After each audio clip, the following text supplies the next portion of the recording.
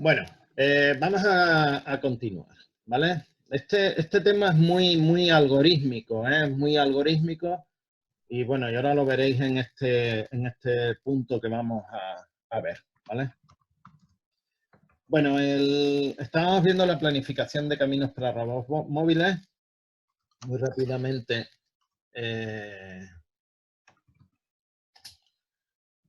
recordamos, ¿no? Hablábamos os decíamos que la planificación de caminos o trayectorias pues, se refería a la determinación de un camino al espacio de configuración entre una pose inicial, Q-start y final, Q-goal, de final o de objetivo. Y bueno, matemáticamente consistía en la determinación de una función t desde 0 hasta 1, bla, bla, bla. Tampoco vamos a seguir más, voy a comentar más de esto, ¿vale?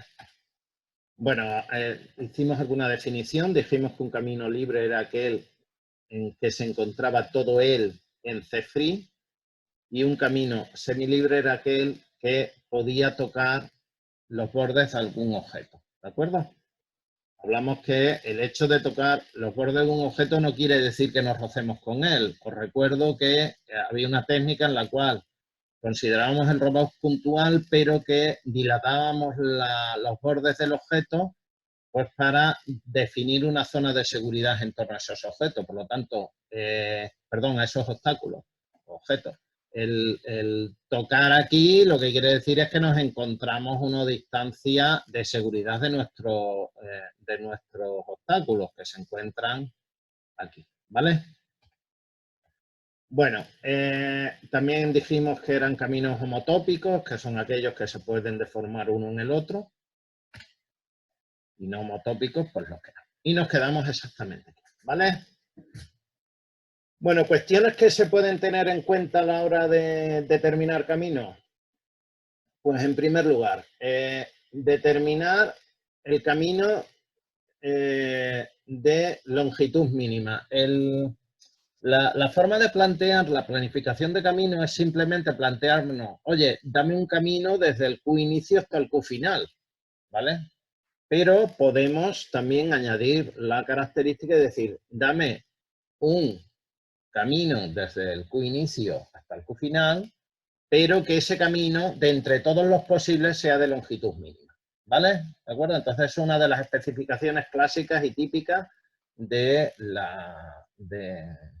los algoritmos de planificación de caminos.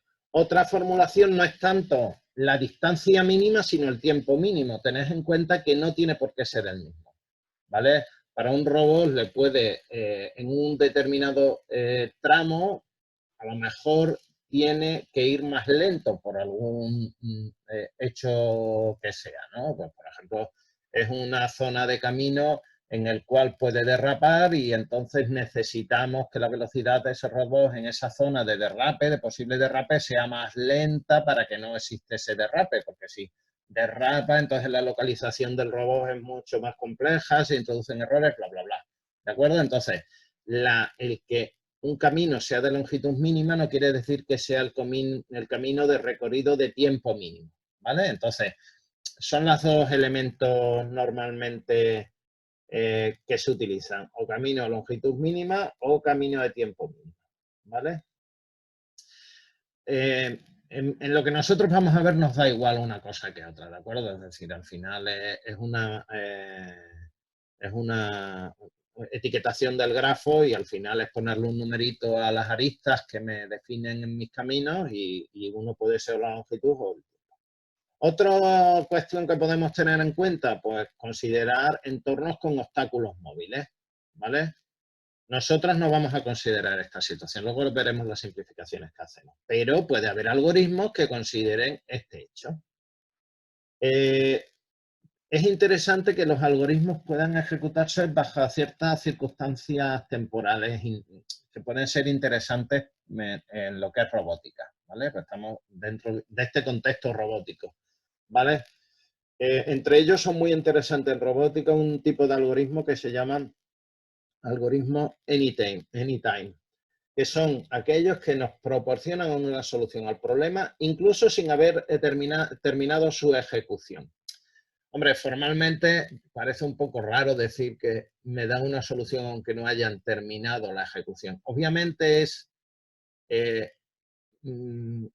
la ejecución del algoritmo es una ejecución iterativa y en cada iteración vamos consiguiendo un mejor resultado, ¿de acuerdo? Eso sería un algoritmo unitario. Entonces, ¿qué es lo que ocurre?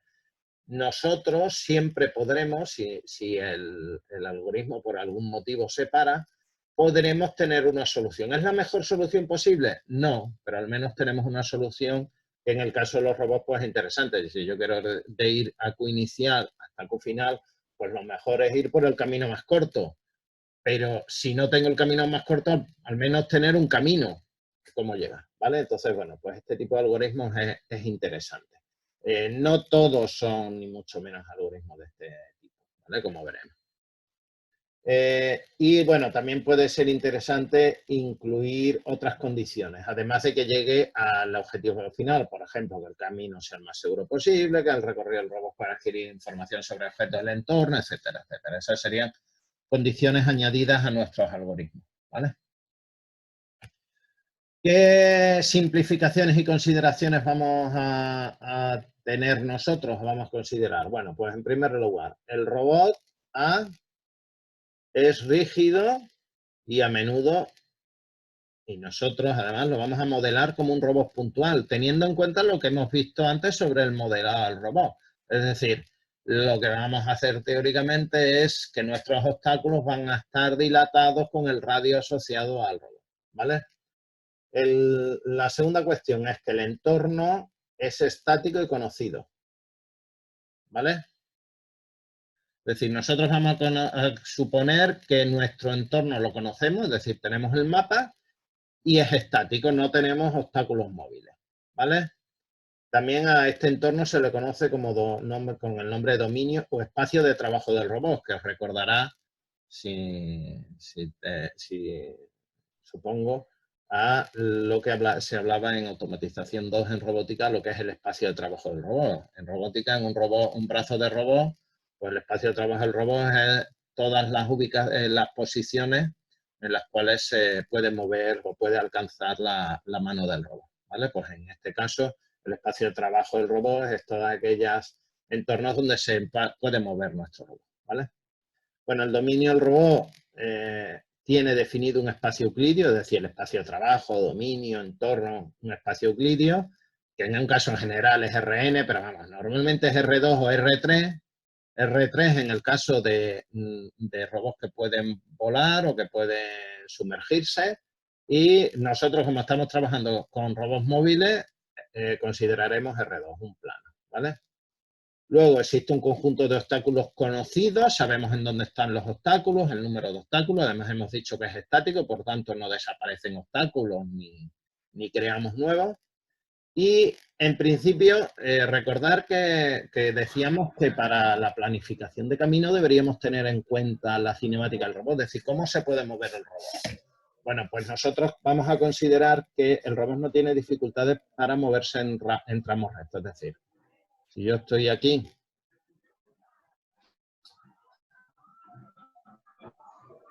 Uy, ¿alguien tiene el altavoz encendido? No sé quién, pero alguien lo tiene encendido. Ya aparece. Bueno. Como decía, a ver, un momentito, déjame un segundo.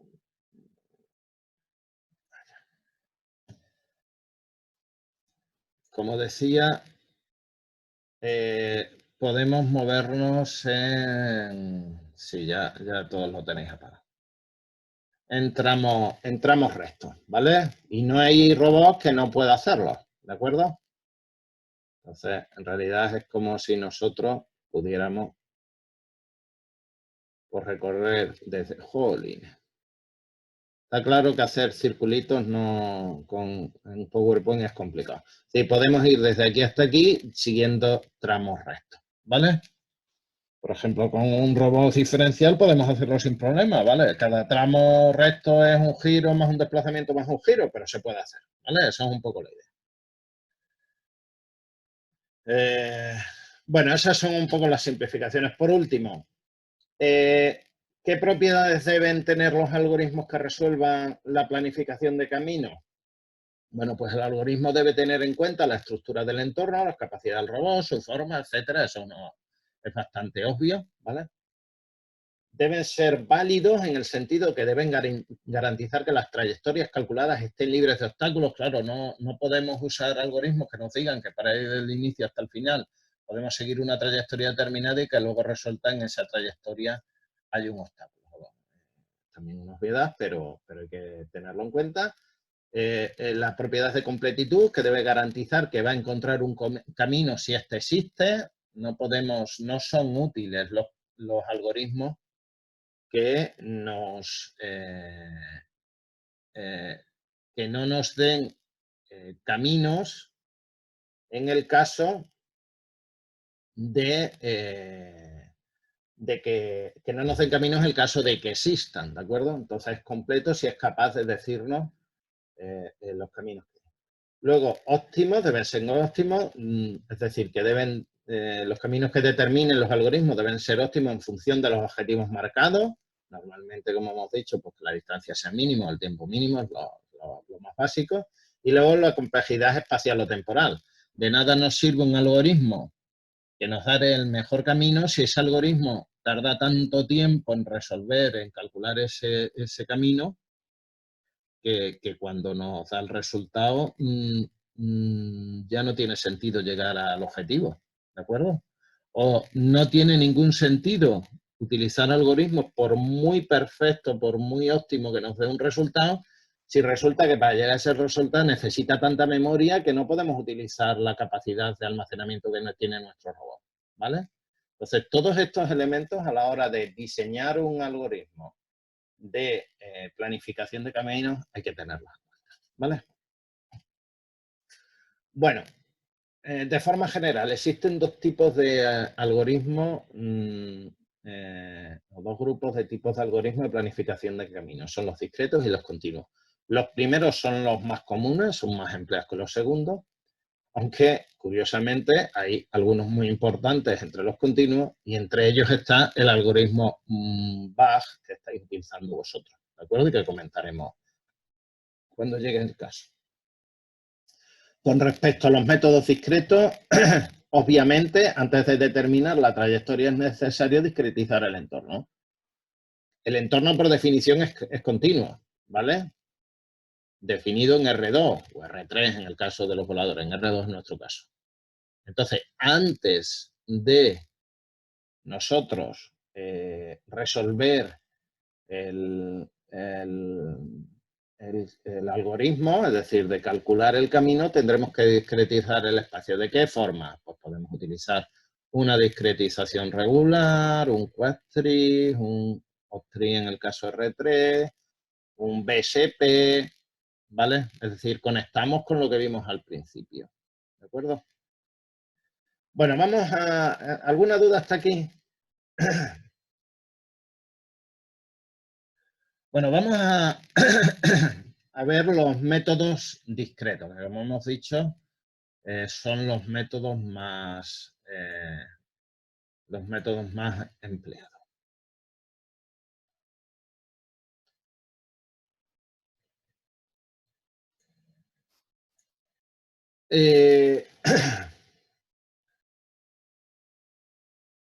La construcción del espacio discreto consiste básicamente en tomar, como sabéis, el entorno y construir un grafo que lo represente, ¿vale? Hay una cuestión importante y es que si un robot puede moverse de una celda a otra, entonces los nodos del grafo que lo representan están conectados. Y las celdas que son obstáculos no aparecen en el grafo, ¿vale? En esta construcción no solo tienen por qué usarse restricciones geométricas, sino también restricciones cinemáticas de robot. ¿Qué quiere decir esto? Imaginaros este caso. Nosotros tenemos nuestro entorno, ¿vale? Y tenemos nuestro obstáculo. Hemos visto que una posible discretización sería, por ejemplo, esta de aquí que os estoy poniendo. Este es un BSP, ¿vale?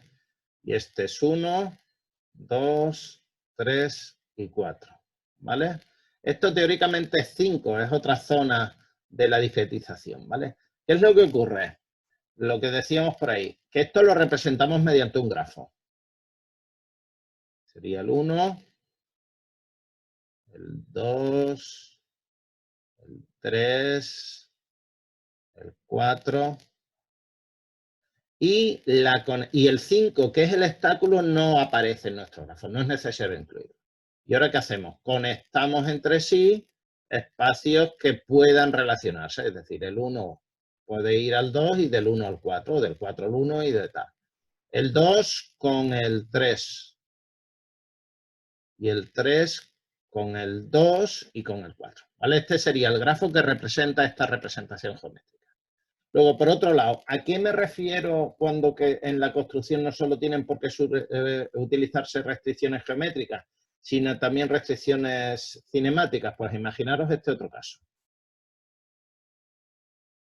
Tenemos nuestro entorno y ahora tenemos un robot, perdón, un obstáculo que se encuentra ahí y otro obstáculo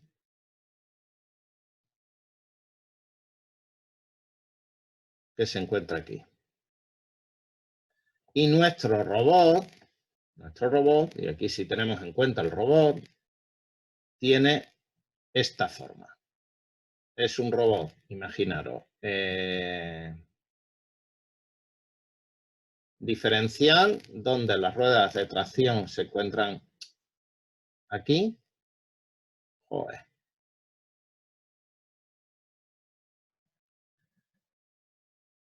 Una rueda de tracción, otra rueda de tracción y la rueda de apoyo y el movimiento está ahí, ¿vale? Joder. De verdad, hay cosas que... Bueno, ahí, perdonad el dibujo, pero bueno, entiendo, creo que lo entendéis, ¿vale? Es decir, es un robot bidireccional que se mueve en este sentido. Esta rueda y esta rueda son de tracción y esta es la rueda de apoyo, la de atrás. Obviamente, fijaros que esta zona, aunque es una zona libre, no va a poder ser atravesada por mi robot, porque aunque este ancho sea menor que esta distancia, ¿vale? Aunque no lo es, pero bueno, suponer que lo fuera, el movimiento cinemático del robot no está permitido de esa manera. ¿De acuerdo? ¿Entendéis? Entonces, ¿qué es lo que ocurre? Que aunque nosotros aquí tenemos dos obstáculos, esta zona libre es una zona cinemáticamente inaccesible y por tanto podríamos considerar que nuestro entorno es como si tuviera un único obstáculo que es ese. ¿De acuerdo? ¿Vale? Y sería, en ese caso, pues se podría hacer de esa misma manera. A eso me refiero con este punto. ¿De acuerdo? Bueno, ¿lo habéis entendido esto último?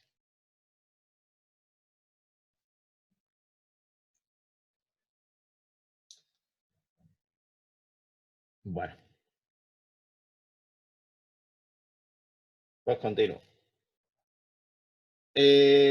Una vez construido el grafo, lo que el algoritmo de planificación trata es de buscar el camino más eficiente en él, ¿vale?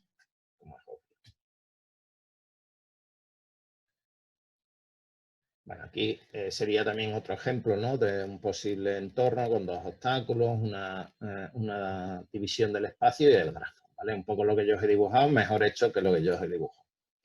Bueno, vamos a ver cómo podemos dibujar esos grafos, porque no solamente existen los métodos, lo que vimos al principio era un método de discretización del espacio, pero y a partir de esa discretización del espacio, como os he dicho ahora mismo, se puede hacer un grafo que nos permita hacer un recorrido por dicha discretización. Pero existen algoritmos de discretización del espacio que están mejor adecuados para esta planificación del camino. En concreto, hay un grafo, un tipo de grafo que se llama grafo de visibilidad, ¿vale? Que se construye como la unión de todos los vértices de los obstáculos en el entorno y los puntos inicial y final del recorrido. Os voy a explicar con un ejemplo y lo vais a entender rápidamente. En primer lugar, lo que se hacen es, fijaros, QStar, QCall de objetivos y todos los vértices de mis polígonos. 1, 2, 3, 4, los enumerados 5, 6, 7. ¿Vale? Entonces, lo primero que hacemos es unir todos los vértices de los objetos que sean vecinos entre sí, ¿de acuerdo? Es decir, el 1 con el 4, el 1 con el 2 con el 3 con el 4, el 6 con el 5, el 5 con el 7 y el 7 con el 6. Eso, como veis, lo he representado con líneas discontinuas en rojo, ¿vale? Es decir, ¿y por qué lo puedo unir? Porque el 1 mira al 4, de ahí viene el nombre, que es visible, el 4 es visible desde el 1 y el 2 es visible desde el 1, pero el 1 no es visible desde el 3, ¿vale? Lo mismo, el 5, el 6 es visible desde el 5 y el 7 es visible desde el 5, ¿vale? Y el 7 es visible desde el 6, ¿de acuerdo? Eso nos da, todo ese conjunto de uniones nos da las aristas de los polígonos que definen los obstáculos, ¿vale? A continuación, miramos de un obstáculo al otro y lo mismo, solamente marcamos aquellos vértices que sean visibles desde otro. Por ejemplo, desde el 1, aparte del que hemos marcado del 2 y del 4, ¿hay alguno visible del otro objeto? No hay ninguno, por tanto no podemos marcar ninguna arista. El 2 hemos dicho que es visible con el 1 y es visible con el 3, pero además el 2 puede mirar al 6 y como puede mirarlo, lo marco. No puede mirar al 5 ni puede mirar al 7, ¿vale? El 7 se tapa por el propio obstáculo, por tanto no se marca. El 3 ve al 5 y al 6, el 4 ve al 6, al 5 y al 7, el 7 ve al 4, etcétera, ¿vale? Y ahora hacemos lo mismo desde la Q de inicio y la Q de fin. Desde la Q de inicio miro los vértices 1, 2, 3, 5 y 6, pero no el 4 ni el 7, y desde el fin miro el arista 1, 4, 3, 5 y 7, pero no el 6, ¿vale? Y con esto terminamos el grafo de visibilidad, ¿vale? Si esto lo ponemos más en estilo grafo, lo que obtenemos es esto, ¿vale? QStar, 1, 2, 3, 4 y todas las aristas que hemos marcado. ¿De acuerdo? Esto es lo que se denomina, vuelvo a repetir, grafo de visibilidad. Y se llama de visibilidad porque desde cada elemento, cada nodo, voy a ver los vértices restantes. Esto es un algoritmo que permite determinar ese grafo de visibilidad. Partimos de VG, es el grafo, y partimos de DNI, ¿vale? Y el conjunto vacío, como veis ahí, N es cualquier vértice de obstáculo más NI, perdón, inicialmente es el conjunto de todos los posibles nodos, todos los vértices de los obstáculos y comienzo y fin, ¿vale? Ese es VG. Y ahora, por cada par de nodos U y V en VG, ¿vale? Nosotros, en nuestro ejemplo sería VG es QStar, coma, Q igual, coma, 1, 2, hasta creo recordar eran 7. Sí, 7. Eso es VG. Y ahora cogemos y empezamos. Para cada par de nodos U y V en VG. Par de nodos, QStar, QUal. El primero, ¿no? Por empezar de alguna manera. Dice, si ese par de nodos es un obstáculo, un borde del obstáculo, entonces añadiré a VG, ¿vale? Bueno, aquí está un poco mal, esto lo he cogido yo, esto sería no tanto VG, sino que sería el conjunto de aristas, ¿vale? Entonces, bueno, añadimos a las aristas válidas de nuestro grafo de visibilidad, ¿vale? No es nuestro caso, si la primera búsqueda es esta, no es nuestro caso. Entonces veremos si para cada obstáculo, vaya, ¿me oís bien? Sí. Vale, vale. A ver, un segundín. Entonces, que voy a seguir. Es que no sé si habéis visto el mensaje que tenía demasiadas aplicaciones abiertas. Bueno, si dice cualquier vértice, perdón, si V es un borde del obstáculo, entonces se añade, y si no, si esta arista, esta línea que une a estos dos vértices, intersecta a un obstáculo, no se tiene en cuenta. El continuo aquí quiere decir que no se tiene en cuenta. Y si no intersecta, lo añado. Es decir, lo voy a hacer aquí. Cojo esto y hago una recta. ¿Intersecta? Sí, no lo tengo en cuenta. No puedo tenerlo en cuenta. Sigo. ¿Esta arista intersecta a algún obstáculo? No, pues sí la incluyo. ¿Esta intersecta? No, lo añado. ¿Esta intersecta? Sí, pues no lo añado. Y así. Y además, cuando llegue aquí, si 1 y 2 son una de los que me definen las aristas de mi obstáculo, pues también lo añado. ¿Vale? Esto sería básicamente el algoritmo que podríamos seguir.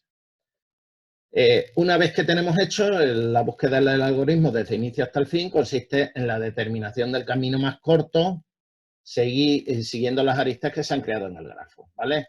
En cierta forma, todo grafo que determine una especie de mapa de carretera, pues son algoritmos basados en mapas de carretera, ¿vale? O grafos basados en mapas de carretera, ¿vale? Normalmente, no lo hemos puesto en lo anterior, pero las aristas están etiquetadas con las distancias entre los puntos.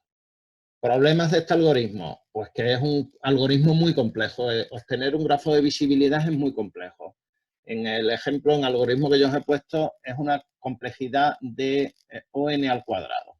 No sé muy bien si esto alguna vez os lo han explicado. Si se dice que la complejidad es ON al cuadrado, quiere decir que para el caso, en este caso nuestro, que eran 7 aristas más 2 posiciones, una de inicio, otra de fin, es decir, 9, necesitamos 9 por 9, 81 iteraciones para conseguir el grafo. ¿De acuerdo? Esa es la complejidad, el número de pasos que necesito para resolver mi algoritmo. Un algoritmo cuadrático es muy complejo, ¿de acuerdo? Es decir, lo ideal es que sea ON, que sería en nuestro caso 9 pasos, que es imposible, no se puede conseguir con estos algoritmos, ¿vale? Como os digo, el algoritmo anterior es, necesitaríamos para ese grafo de 9 nodos, 81 pasos. Y 9 nodos ya os adelanto que son muy pocos nodos en una representación, ¿de acuerdo? Es decir, lo normal es que tengamos más obstáculos, más problemas, entonces son algoritmos muy lentos.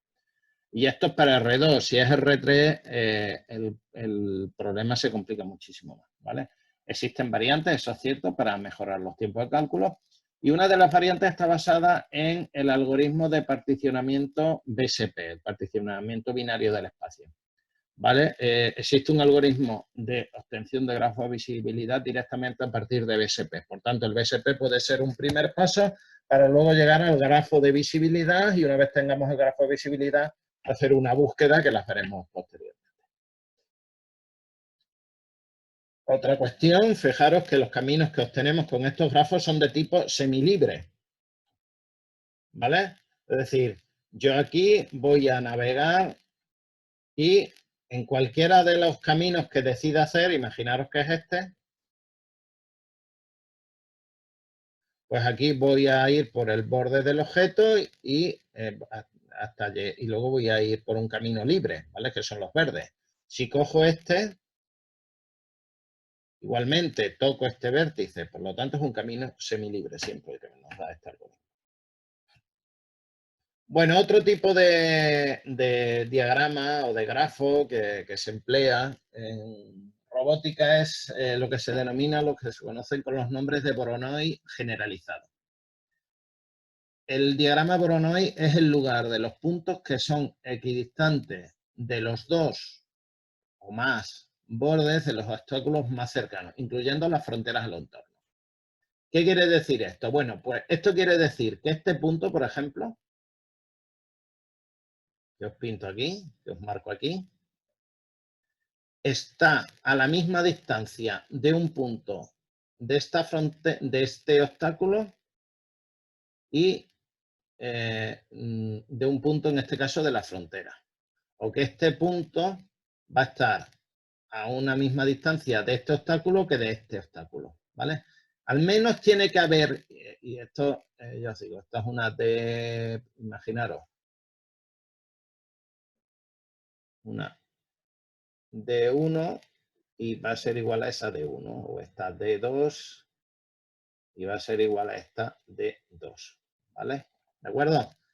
Entonces, cualquier otro punto, ¿vale? Pues estará más cercano, su punto más cercano a la frontera será este, pero no tengo ningún obstáculo que se encuentre a esa misma distancia, ¿vale? No hay ningún punto de 3 que me llegue a tal, por lo tanto no forma parte del diagrama de Voronoi, ¿vale? Puede haber puntos que se encuentren equidistantes de más de 2 fronteras, pero al menos de 2. Bueno, ventaja de este grafo es que maximiza el espacio libre entre estos puntos y los obstáculos. Es decir, no existe otro camino que se aleje más de este y de este obstáculo, por ejemplo. Si yo sigo esto, es el camino que más alejado está de este y de este. O si sigo este camino, este es el camino más alejado de este objeto y de este objeto. ¿Vale? Bueno, ¿qué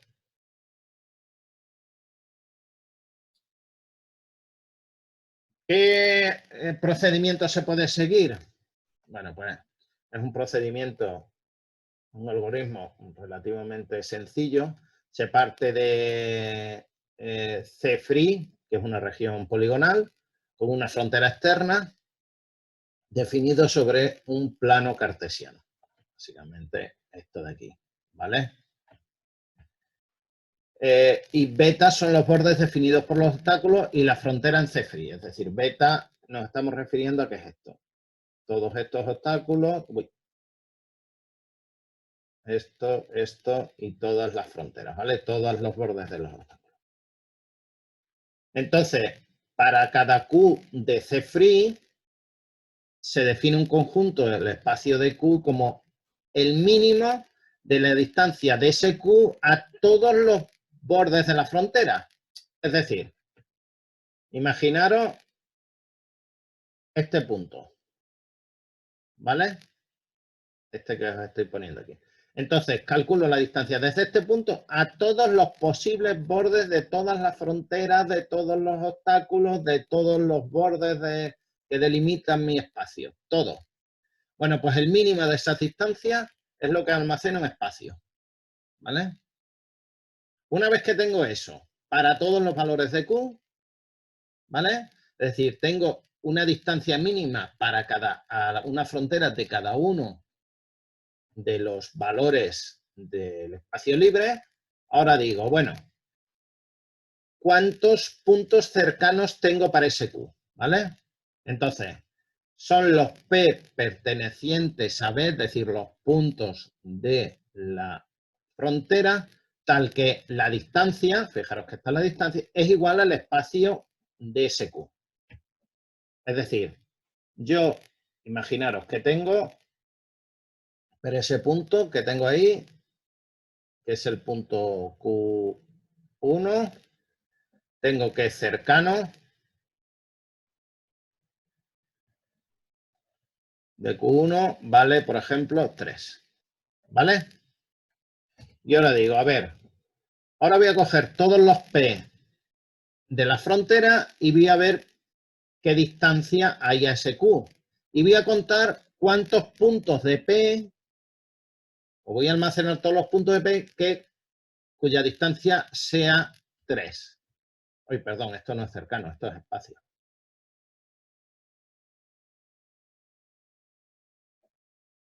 Cercano de ese Q1 sería igual en este caso a ese punto, que vamos a suponer que es beta 1.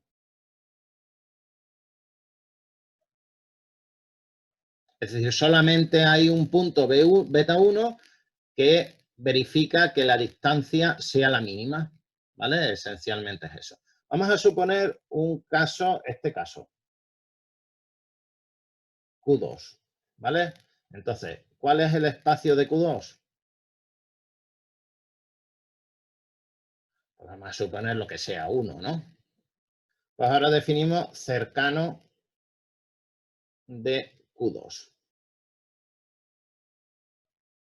Cercano de Q2, voy determinando la distancia de Q2 a todas las posibles fronteras y entonces veo que hay, por ejemplo, este beta 2 que tiene esa distancia y ahora hay otro beta 3, por ejemplo, ahí,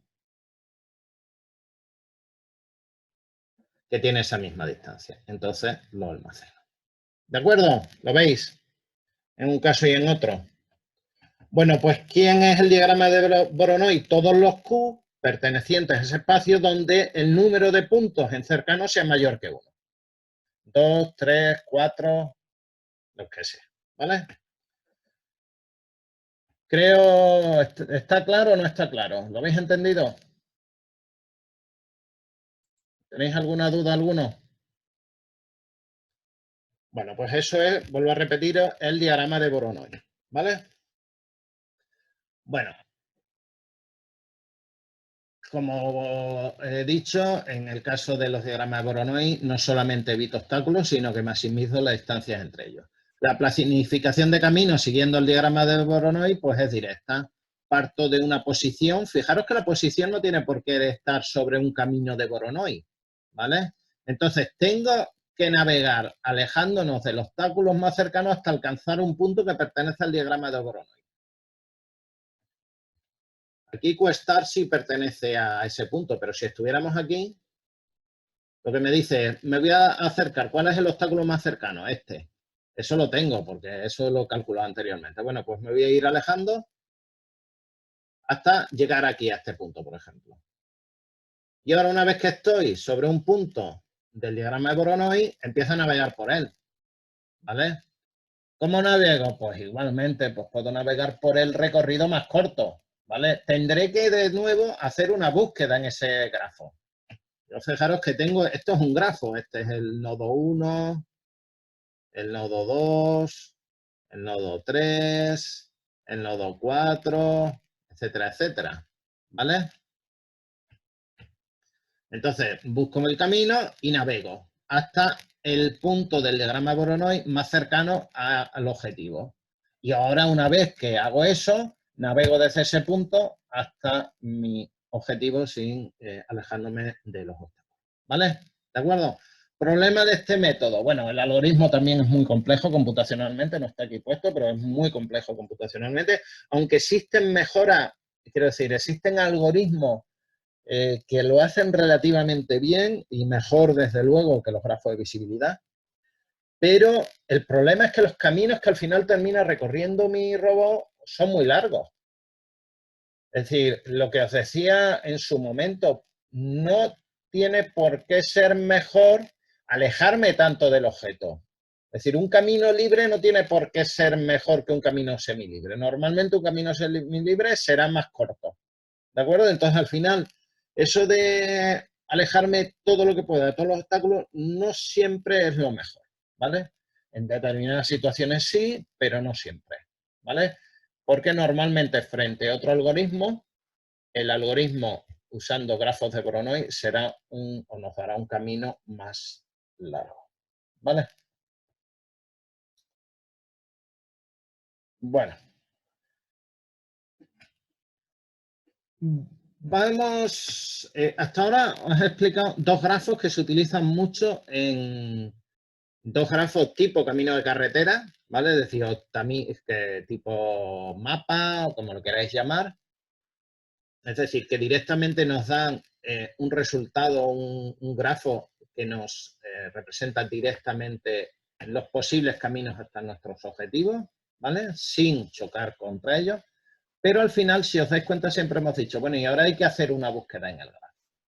Entonces, voy a empezar a contar los métodos de búsqueda en grafo, ¿vale? En este caso, búsquedas en espacios discretos, en estos grafos, que es un espacio discreto. Como veis ahí, bueno, pues es el núcleo de muchos de los algoritmos de planificación de caminos en robótica y son quizás los algoritmos más utilizados. Y, bueno, a la derecha, ahí lo tenéis a la derecha, se muestra un algoritmo sencillo de búsqueda para ir desde un estado inicial S a uno final, ¿vale? El S es el queen que hemos nosotros aquí, ¿vale? Este algoritmo lo vamos a ver luego con más detenimiento con un ejemplo, ¿vale? Entonces ahora no voy a explicaroslo, no lo voy a ver sobre esto que os he capturado aquí, ¿vale?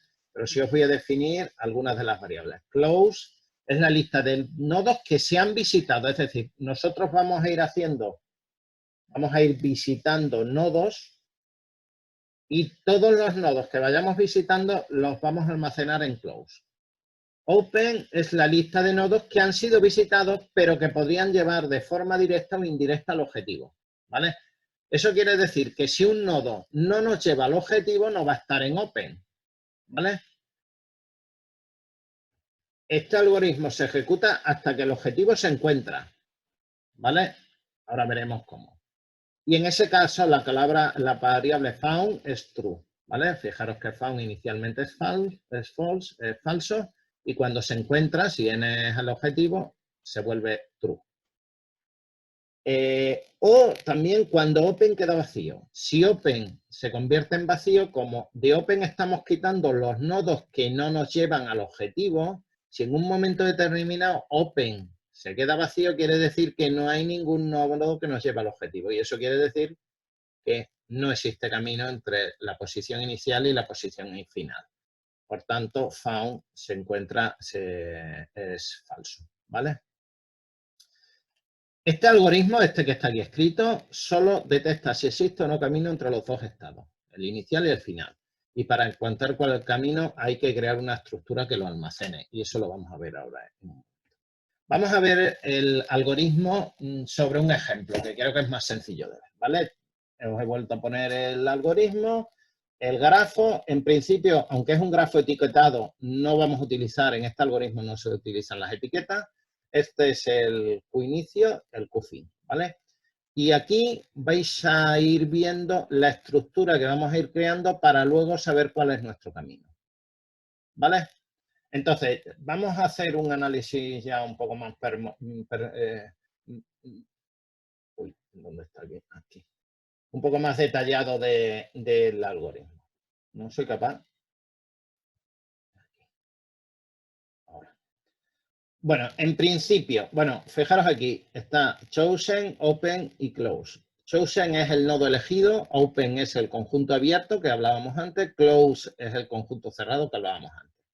¿Vale? Entonces, empezamos definiendo open con S, que es el nodo que queremos empezar. Aquí lo veis.